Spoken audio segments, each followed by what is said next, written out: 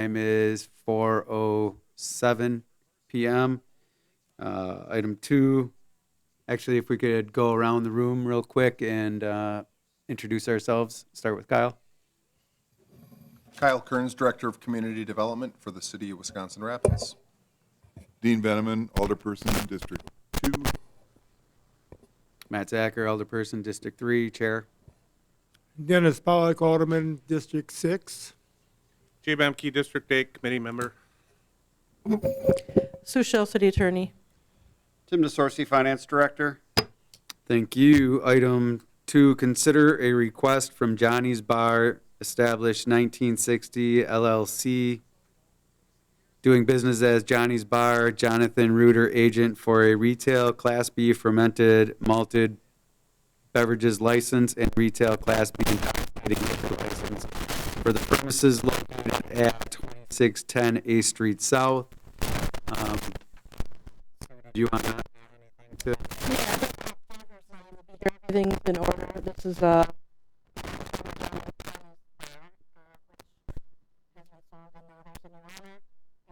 it's a new license at that location. Okay, any questions or comments? I'll make a motion to approve. I'll second the motion. Any further questions or comments?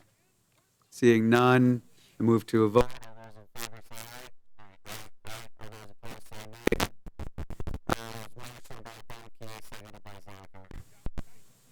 And 3 ayes to 0 nays. Request from Wisconsin Baseball Inc. Team.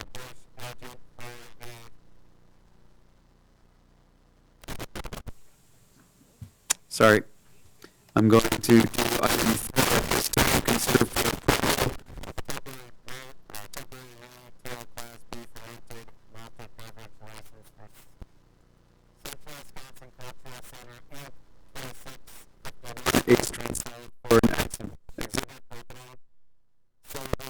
Event to be held from 5:30 p.m. to 7:30 p.m. 2.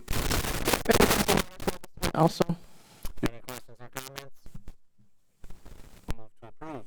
So, motion by Bamke, seconded by Veneman. Any other questions or comments? Seeing none, I move to vote. All those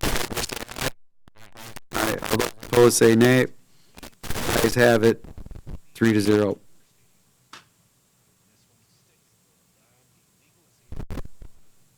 Item 4, consider a request from Wisconsin Rapids Ranger Baseball, Inc., Tina Bush, agent for a 6-month retail Class B fermented malted beverage license from May to October 2023 for the premises located at the Rapids Area Sports Complex at 1801 16th Street South. Sue? yes, this is the second year that the Ranger Baseball will be having the license at the new sports complex, and everything's in order. They do have permission from the school district to be there and have alcohol on school, and recommend approval. Thank you. I'll make a motion to approve.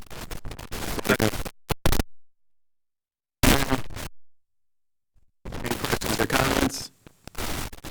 Seeing none, I move to vote. All those in favor say aye. Opposed say nay.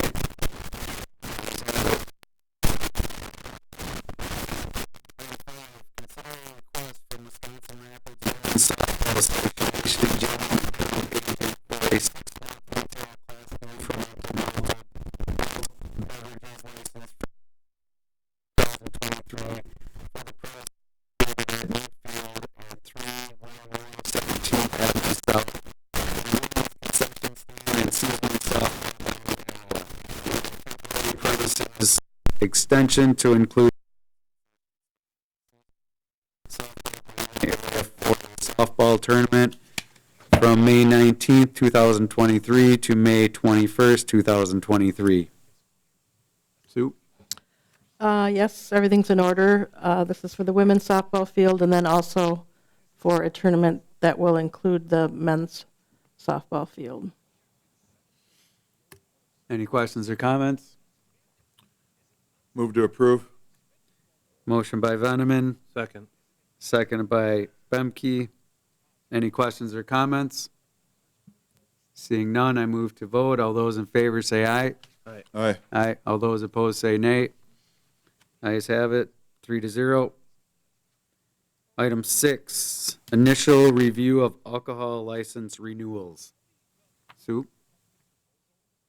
I don't think she was going to bring them all down. There's really, I think she said about 85 to 90% of licenses have been renewed. There are no issues with any of them that have renewed so far. And I guess at the next meeting, we'll report on the renewals. Oh, okay. She wasn't sure on that. I didn't know if she could. Yeah, there is one, I guess there is one with delinquent personal property taxes at this time, but they'll have some time to pay that. Otherwise, everything looks in order for them, and they will come back for another review, and we'll have actually all of them for you to review at the next meeting. So at this time, you don't need anything from us? Nope. Thank you. Item 7, discussion and possible action on amending policy guidelines for Rapids Rediscovered Grant Program. Kyle? Thank you. Some of you may recall that last fall, I had brought this forward as a conceptual, that we would make some changes to this program. It's been in place since 2018. Nobody's taken advantage of the program, and I think it's primarily due to the restrictions for owner occupancy as well as certain home sizes in the program. And so we've tweaked it a little bit. We've removed the owner occupancy requirement, opening the door for this program to be accessed by a developer who wants to create a new single-family home but wants to rent it, or potentially for a duplex if the lot size is large enough to accommodate a duplex. And then we've also reduced the minimum size. So previously it required 3 bedrooms, 2 bathrooms, and 2-car garages.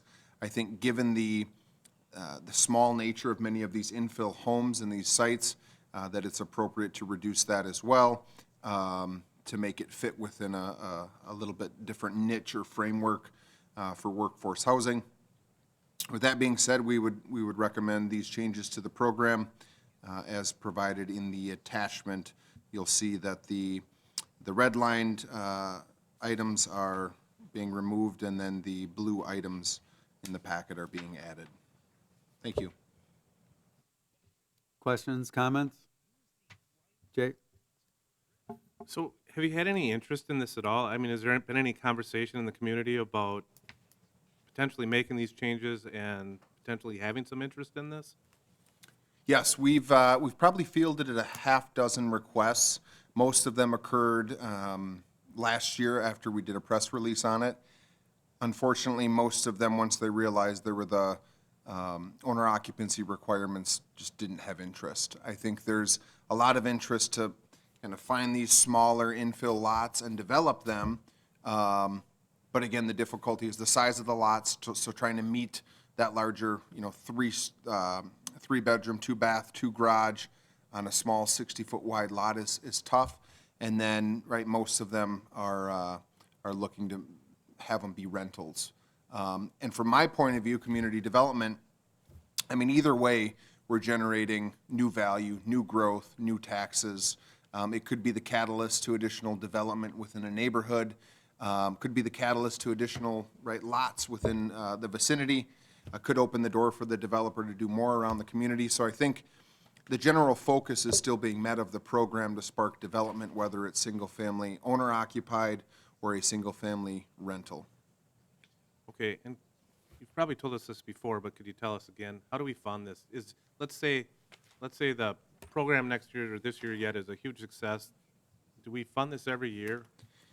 Yeah, so this program was, I guess I can't speak directly to it, perhaps Tim could, but this program and the dollars from it came from the senior housing complex and kind of the developer fees as part of the developer agreement through that project over here behind Centralia.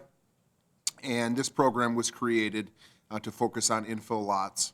The approval for the funds has to go through Common Council. So if, there was a request and it was on the periphery of the city, or there were a bunch of vacant lots around it, like in Bowles, I don't know if that would warrant this program. But if you're in a very dense part of the city and there was a house that, issued a raise order on it, and it's a small lot, surrounded by development, I think it would be a good candidate. The one thing I kind of questioned opening the door now to non-owner occupancy was whether or not this $5,000 and $10,000 threshold was too much. I was kind of questioning whether or not we should dial that back to maybe $3,000 and $5,000. But time will tell. If it becomes very successful and there's additional interest, I think we could certainly bring a request forward to council to see if they wanted to fund it. But the intent is not to continue to, I think, fund it, and, if it's successful. But Tim, maybe you can speak to that further on when it was originally created and if it was just going to be depleted or if it was going to be filled over time. The program was funded with a one-time developer fee from the development over by the Centralia Center, which was in 2018, maybe. 18, yep. So, other than that, there's no plans, or at that time, there was no discussion about, a continual appropriation going forward. I guess it's determined on, the success of the program and, and other budget priorities too, so if we were going to fund it, it'd probably be part of a budget process. Okay, thank you. Tim? I was just looking through the thing. Do you have in their application that they have to submit a W-9? Yes, I believe, so I only attach the program Okay. guidelines. I note that the application is a separate, like, 2 or 3 page form. I think if this is approved, we would make changes to the application, and that could be one Yeah, of the because similar to requirements. our COVID grant Yep. program, they would be getting receive a 1099 for that, and I just want to make sure they're aware of that up front.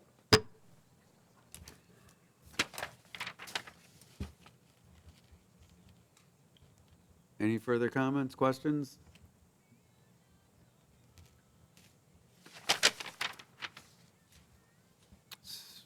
What are your wishes?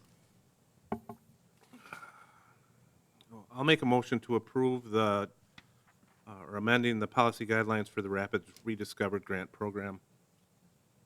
Second.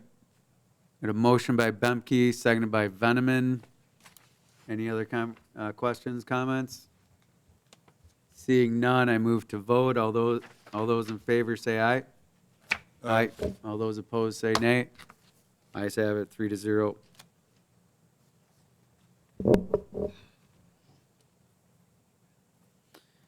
Item number 8, discuss and possible action on contracting building plan review services with E-Plan exam for the inspection division of the Community Development Department.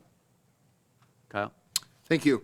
I provided a very detailed memo. I hope you had time to read it. I'm not going to try to regurgitate that memo, but ultimately what we're looking to do is to bring in contracted services for plan review for commercial projects.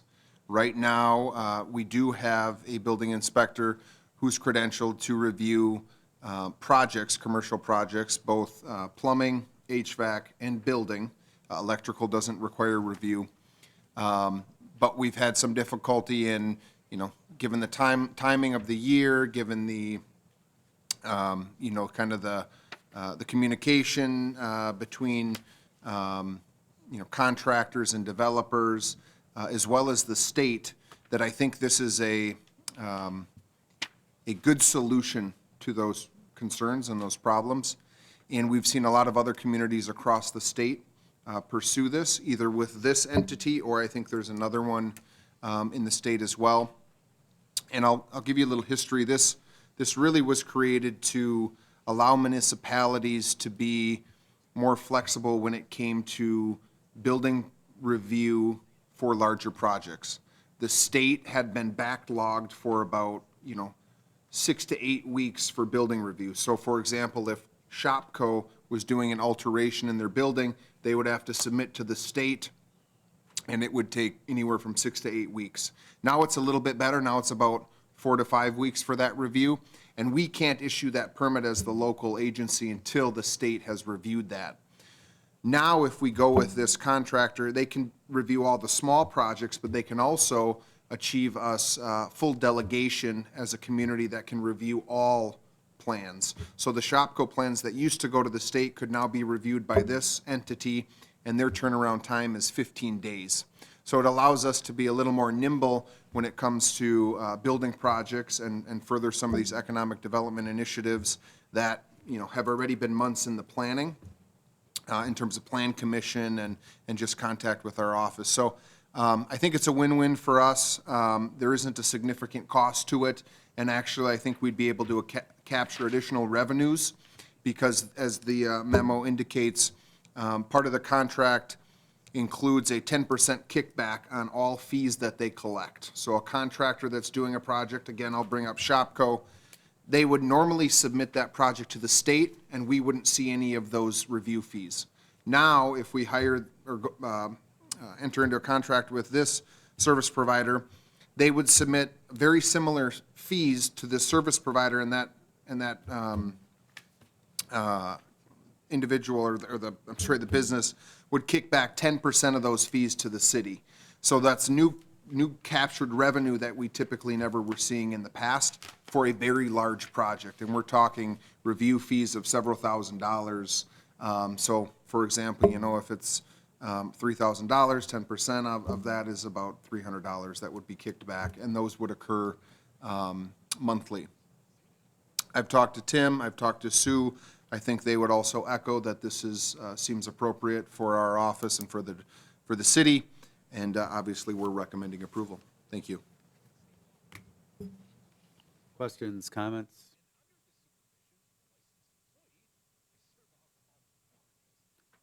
From what I understand, we have somebody in-house that the state normally does the inspecting. This company would do it in place of the state, correct? No, we serve as the delegated agent for the state to do inspections, all inspections across the board. We only have limited capacity to review building projects under a certain threshold. That threshold happens to be 50,000 cubic feet for new construction, 100,000 cubic feet for alterations. Anything beyond that threshold has to go to the state for review. Inspections, because we're statutorily required to inspect properties within 3 days of the request, typically takes precedent. And when you're talking about a construction project like the jail or the high school or any other commercial project, typically that's on a larger scale, our inspectors are out there, you know, weekly, multiple times a week for more than an hour at a time, inspecting different footings and walls and so forth. And that usually takes precedence. So the plan review side of things typically works, you know, at the bottom of our priority list. And with one inspector that has the capacity to do that from a commercial standpoint, it's proved a little bit difficult. And so with going with this third-party contractor, we can respond at least at a minimum within a 15-day timeline for not only those smaller projects that we would historically have reviewed in-house, but now we can be fully designated by the state to review everything. So now the Shopko project that would used to go to the state can now be reviewed by this third-party contractor, and we can capture some of the revenues on those fees by doing this. So we're not hiring them, they're providing the service and getting paid by the customer, basically. That's Correct. doing it, and we're getting 10% of the fees that are. Correct. So we enter into a 3-year contract with them. They've got their own fee structure. The building contractor is paying that fee structure directly to this third-party consultant. And then the third-party consultant reviews the plans. They have some back and forth. And then we hold the permit. We don't issue the building permit until this third party says, we've done it, we've got an architect and engineer that have reviewed it, here's the letter of approval, go ahead, City of Wisconsin Rapids, and issue the building permit. And we're still capturing, the majority of our fees are based on the building permit, not plan review. Because most of what we do in the inspection office is on-site. Our time's devoted to the inspections, regularly scheduled inspections for these large projects. So the person in-house that was doing it, it's going to alleviate some of the burden and stress, but Correct. it was only part of what they're doing, so. Correct. And one thing, you know, some would say, well, what do you backfill then to fill that void? And one thing that we just haven't had time for is building code violations. So there's several across the community, you know, could be shingles or roof siding ripped off, a building falling down, and that has fallen to the bottom of the priority list also because of, you know, the inspections and the plan review that may trump those items. So I think it would allow us more time to follow up on some of those code enforcement issues from a building standpoint. Okay. Thank you. Yeah. Any other questions, comments? What are your wishes? I'll make a motion to, to approve. Second. Motion by Bemke, seconded by Veneman. Can Any I, other? I just want to note, and Sue, you could probably clarify, we'll probably be bringing a contract, service contract then to council, which will outline everything that we've discussed basically in the memo, the terms of the contract and so forth. And that,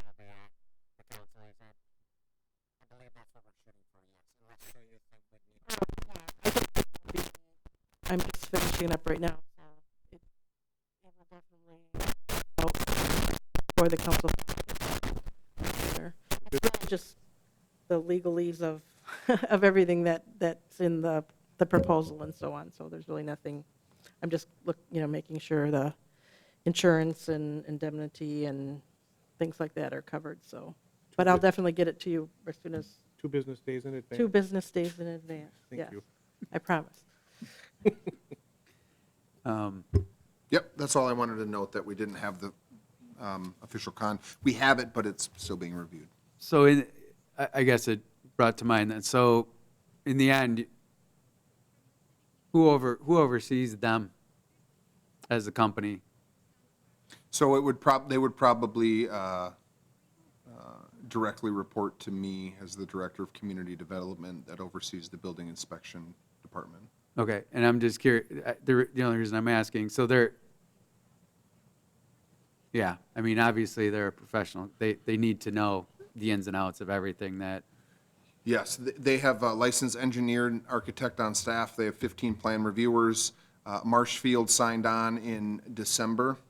You know, contracting services isn't new to us. We have a contracted electrical inspector, Badger State Electric, that we've been contracting with for several years, just because to find somebody in the trades is tough, and because we don't have quite enough electrical inspections to warrant a commercial full-time or even part-time electrical inspector. okay, it's good. It's a good plan. Yep. To get these inspectors, so what are the let's say electrical inspector, what are the qualifications? So you've got to be credentialed and licensed. You've got to take tests, obviously, and continuing ed. There are different levels, right? So there's your UDC, which is your Uniform Dwelling Code, which is all residential. We have, as the memo indicates, a full-time UDC residential inspector.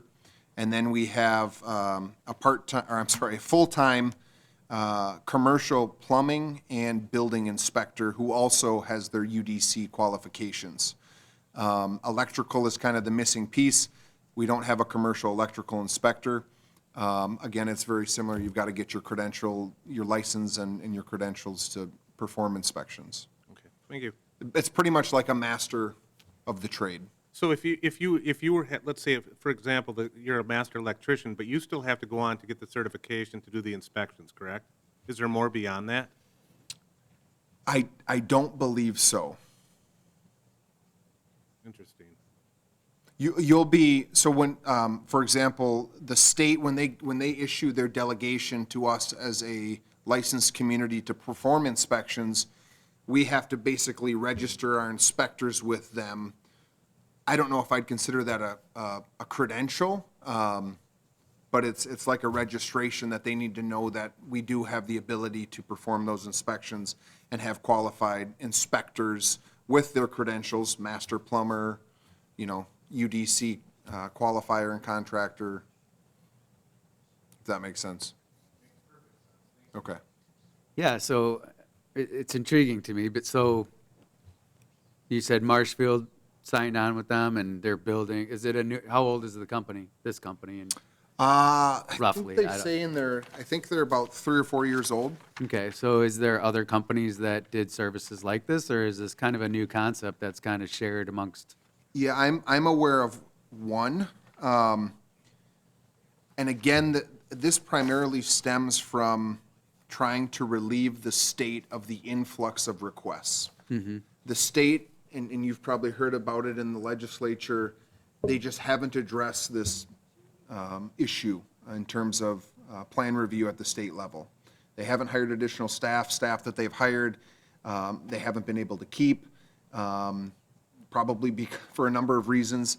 So then, obviously, this company said, you know what? I'm a licensed architect engineer. I could get full delegation for these communities, enter into a service contract with them, and move things along much faster than the state can. And the proof is that they've hired, several people to assist with their business over the last couple of years. I think it started out with 2, now they've got 15 plan reviewers on staff. Awesome, I think this is a good call. This is just, right now, we're just moving it to the council then, Correct. right? So we have a motion by Bemke, seconded by Veneman. Any other questions or comments? Are you guys good? Tim? Yeah. Seeing none, I move to vote. All those in favor say aye. Aye. Aye. Aye. All those opposed say nay. Ayes have it. Thank you, Kyle. Thank you. Review and consider for approval, item 9, review and consider for approval 2023 budget amendment number 1. Tim?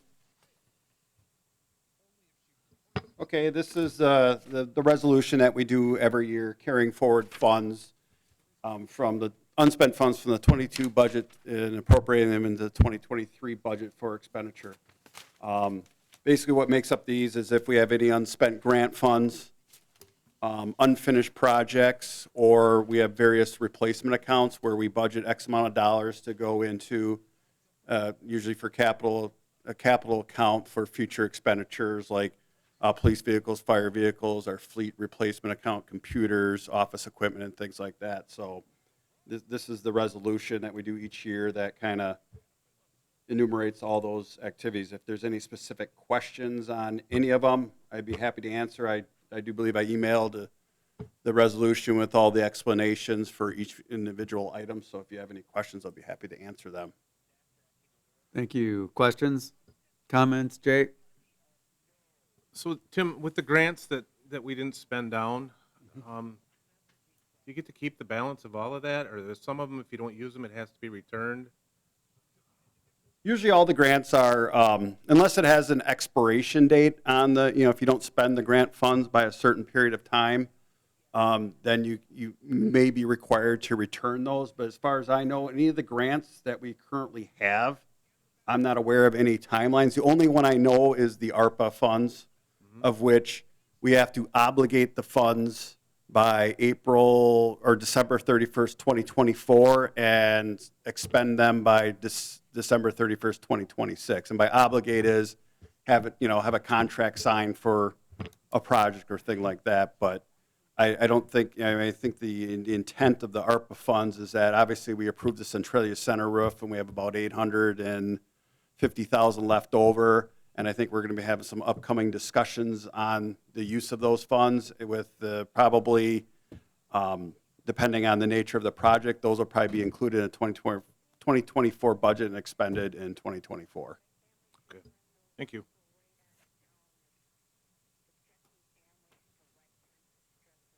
Any other questions, comments? So Tim, my understanding is, correct me if I'm wrong, the money is moving forward in the same kind of same line items, it's moving forward to 2023? Correct. You're right. So where there are unexpended funds in that budget line item, that they're being put in the same line item. And if you notice, as part of the resolution to kind of put some, internal controls on the use of those funds, the resolution does contain some approval authority. So for expenditures $2,500 or less out of any funds that are carried forward, the department head has discretion to approve those expenditures. More than 2,500 but less than 10,000 requires the mayor to approve those before they can be expended.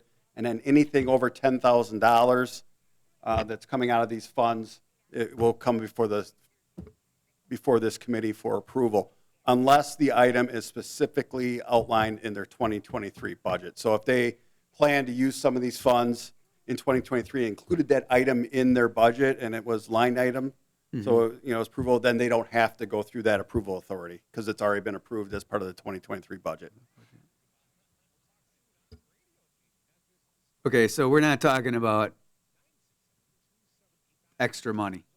We're talking about money that Right. was set to be used, Right. was not used fully, and it's moving forward. Correct. These are existing funds that we had at the end of 2022. And like I said, a lot of them are replacement accounts. So, say for, for ambulance equipment, we put, I think, $38,000 each year into this account to fund future ambulance purchases. And so those funds accumulate over time until they're expended. Okay. And so there's no new money being created. It's already was approved in the 2022 budget and probably budgets before that, depending on the nature of the account. Got it. Thank you. Any other questions or comments? What are your wishes? Move to approve. Got a motion by Veneman. I'll second for Zacher for a second. Any questions or comments? Seeing none, I move to a vote. All those in favor say aye. Aye. Aye. All those opposed say nay. Ayes have it 3-0. Item 10, audit of the bills. Jay. I'll move to approve checks numbers 16680 through 16967. I got a motion by Bemke. I will second it. Second by Zacher. Any questions or comments? Seeing none. All those in favor say aye. Aye. Aye. All those opposed say nay. Ayes have it 3-0. Next meeting date is Tuesday, June 6th at 4 p.m. All good? I think so. Hold on just a sec.